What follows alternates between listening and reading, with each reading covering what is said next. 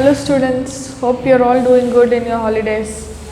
Today we shall start a new topic in our syllabus, that is work and energy. Before going to the main topic work, we shall discuss some examples. What do you mean by work, or what work you do at home? Generally we do the work of cleaning, cooking, washing, watering the plants,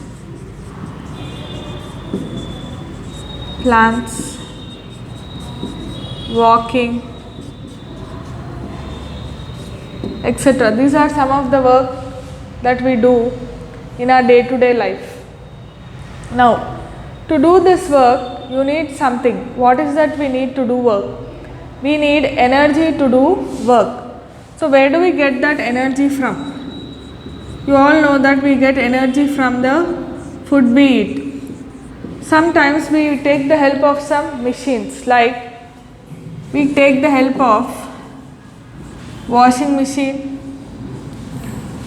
for washing clothes, and we take the help of mixer grinder for grinding. We take the help of fan for blowing air. Now, even these need some energy. Where do they get energy from? They get energy from the electricity, that is they use the electricity to do the work. Now, where does the energy spent go? Is there any energy transfer between the objects? Where does the energy that we are spending go? Is it getting transferred from one object to another object? Let us see what is happening. Now, let us go to the definition of work.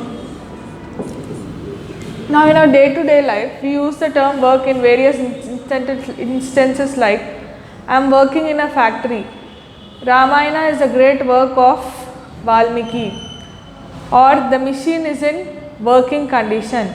But as per science, the scientific definition of work is very different from what we use. Let us see what is the, before going to the scientific definition of work, let us discuss some examples. Let us say there is a girl, Priyanka.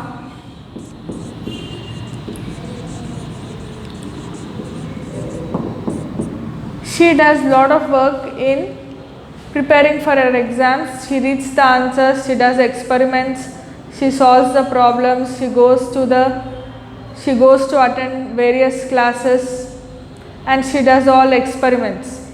Now, as per our general belief, Priyanka is doing lot of work, but as per science, scientific definition of work, she is not doing any work.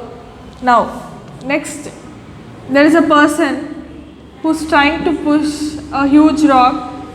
The rock doesn't move. Here also, no work is being done, although the energy is spent here. Biologically, the energy is spent in pushing the rock, but the rock does not move. Then as per science, there is no work being done. Let us say you are climbing a staircase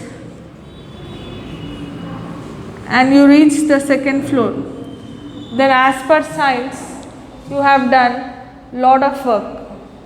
So, what is that is defining work in scientific definition? Let us discuss some more examples. Let us say the first example that we have, let us say there is a person lifting the rice bag and transferring it into the lorry. He has to lift the bag and he has to put it in the lorry. This is the first case, case 1. In the second case, there is a girl who tied a string to the car and she is moving the car with the help of the string. This is case 2. In case 3, let us say a person is trying to push a huge rock and the rock does not move. That is case 3.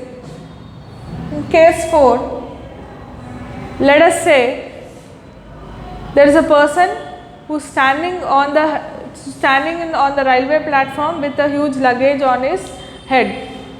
Now, Biologically, all of them are doing some or the other work, but as per science, only case 1 and case 2 are doing work. What is case 1? The man is lifting the bag and transferring it into the lorry. What is case 2? A girl has tied a string to the car and she is trying to push or pull the car with the help of the string. In the third case also, the energy is spent in moving a huge rock, but the rock doesn't move. In the fourth case, what is happening is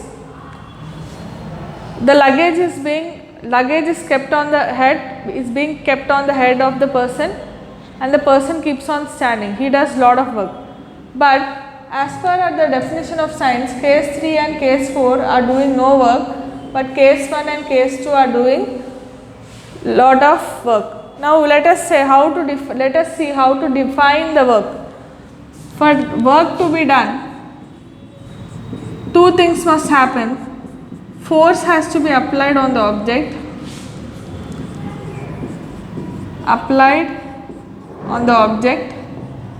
and the applied force must move the object in the direction of force.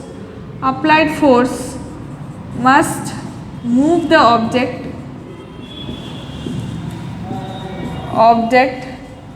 in the direction of force. Then only we can say that work is said to be done. Now in case 1, the man is lifting the bag, that is, he is applying some force and he is transferring into the lorry. That is, by applying force he is moving the object. There is force as well as displacement. In the second case, the girl is pulling the car by tying a string. So there is a force applied and applied force is moving the object. In the third case,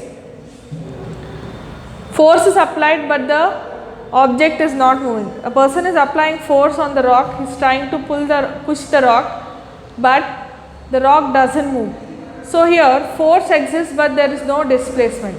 In the fourth case also, when a person is carrying a luggage on his head, force is applied against gravity but he is not moving. So no work is being done by him as per the definition of work.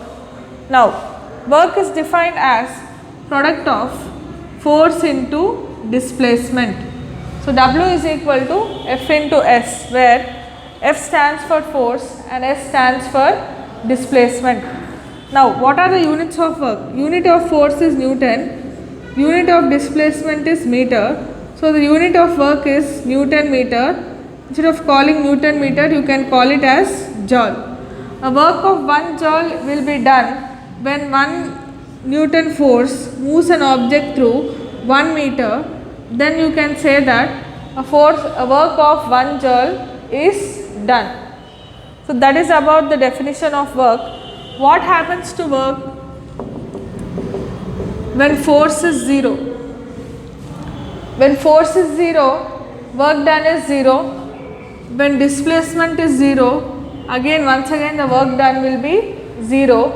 Suppose, give an example of a work done case where the man is trying to push the object and the object doesn't move.